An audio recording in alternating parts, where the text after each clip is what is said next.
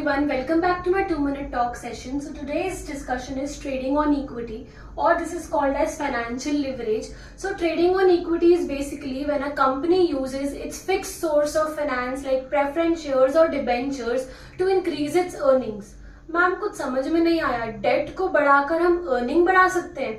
Yes, as in the previous video I already explained, the cost of debt is always called as a cheaper source of finance than cost of equity because cost of debt acts as a tax shield. आपको deduction मिलती है, आपको tax कम पे करना पड़ता है क्योंकि आप डिबेंचर्स इशू कर रहे हो, right? So let's see with the help of an example. There are two cases, case 1 and case 2. In case 1, this is complete equity, whereas in case 2, there are combination of equity and debt. ठीक है? So you should be aware of this chart. ये बहुत important chart है. This is EBIT, earning before interest and tax. First you deduct interest, then tax, and then whatever you get, you divide it by number of equity share and you get EPS. EPS is earning per share. So the main objective of financial management is to increase this EPS. हमारा ये objective होता है, ठीक है? तो हम इसको कैसे बढ़ा सकते हैं? डेट को बढ़ाकर. ऐसा ट्रेडिंग ऑन इक्विटी बोल रहा है, तो अब देखते हैं कैसे.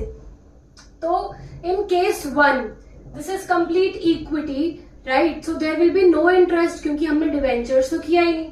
सो इंटरेस्ट तो जीरो हो गया इसमें, ठीक है? Whereas in second case you have interest of 5 rupees. Right? So now you have to pay tax. Up in case 1, you will be paying tax on this 100 rupees, whereas in case 2, you will be paying tax on 95 rupees. ठीक है? This means that this interest is acting as a tax shield in case of this case 2, combination of equity and debt. ठीक है?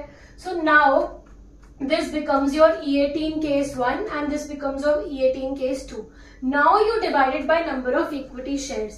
So in case 1, your equity share will be more. Why? Because this is complete equity case. ठीक है? तो कोई debt नहीं है, तो यहाँ पर equity shares ज्यादा होंगे. ठीक है? Suppose 10 है आपके पास equity share.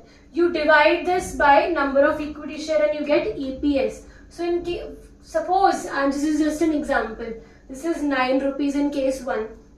Whereas in case 2, you have a combination of debt and equity. So obviously your equity share will be less in case 2 because you also have debenture, right? So suppose in case 2 you have 5 equity share.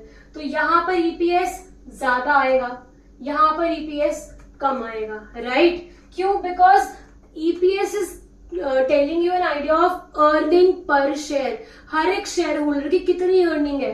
अब यहाँ पर तो share holders इतने ज्यादा है ना, तो obviously एक शेयर को जो अर्निंग मिलेगी शेयर होल्डर को वो कम ही होगी.